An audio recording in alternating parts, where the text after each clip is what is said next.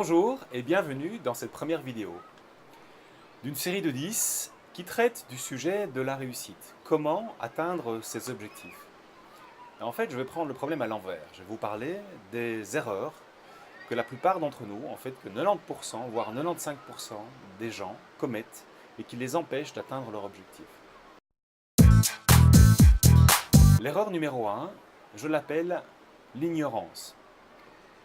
Alors ça peut être l'ignorance d'un mal-être, ça peut être l'ignorance de l'existence d'un mieux-être, ça peut être aussi l'ignorance quant à nos capacités de transformer une situation et d'évoluer vers une situation qui soit plus joyeuse et qui ait plus de sens pour nous. Alors c'est l'histoire de la grenouille que vous jetez dans l'eau froide. Au début elle s'y sent bien, c'est son élément. Et puis vous mettez le feu sous la casserole et petit à petit l'eau augmente en température jusqu'à la température fatidique à laquelle la grenouille est cuite. C'est ce qui m'est arrivé quand j'ai fait mon burn-out. Je ne me rendais pas compte que la température de l'eau augmentait. Donc pour sortir de l'ignorance, il faut une prise de conscience.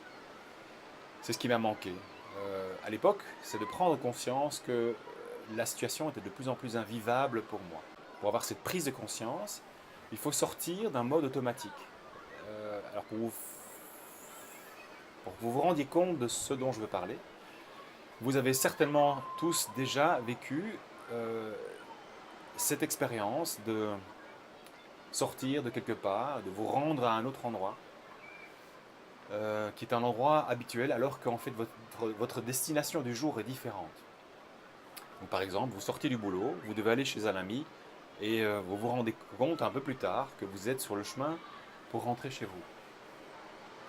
Voilà, donc ça c'est le mode automatique qui prend le relais. Et si vous êtes souvent ou si vous êtes perpétuellement dans ce mode automatique, vous n'allez pas vous rendre compte.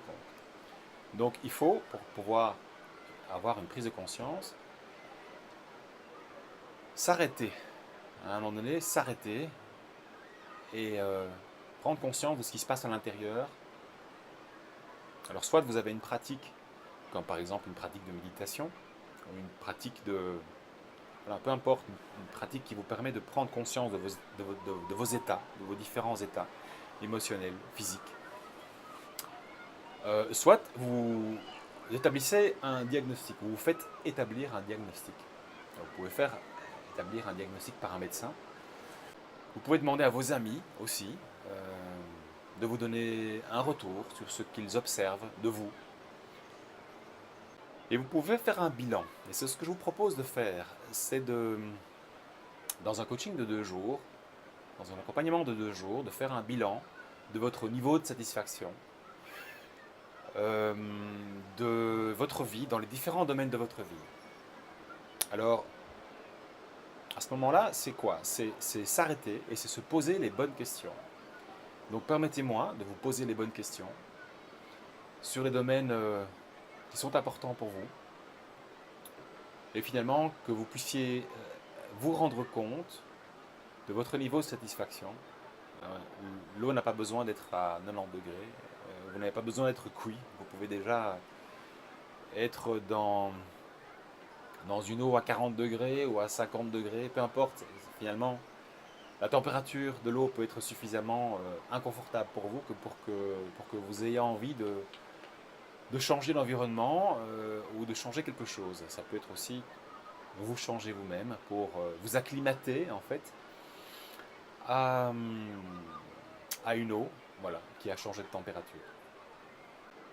Alors Victor Hugo nous dit que le début de la liberté, ça commence là où l'ignorance s'arrête. Donc voilà, ce programme de 2 jours est entièrement libre de droit. Inscrivez-vous maintenant, vous n'avez rien à perdre. Vous avez juste à y gagner une prise de conscience sur votre niveau de satisfaction et vous pouvez même attendre de retrouver de l'énergie parce que je vais vous aider à identifier vos leviers, qui vont en fait vous permettre de sortir de l'eau si la température ne vous convient plus. Dans tous les cas, rendez-vous dans ma 2e vidéo sur le sujet de la réussite où vous découvrirez la 2e erreur à éviter pour faire partie des 5 à 10% des personnes qui réussissent à atteindre leur objectif. À très bientôt. Merci pour votre attention.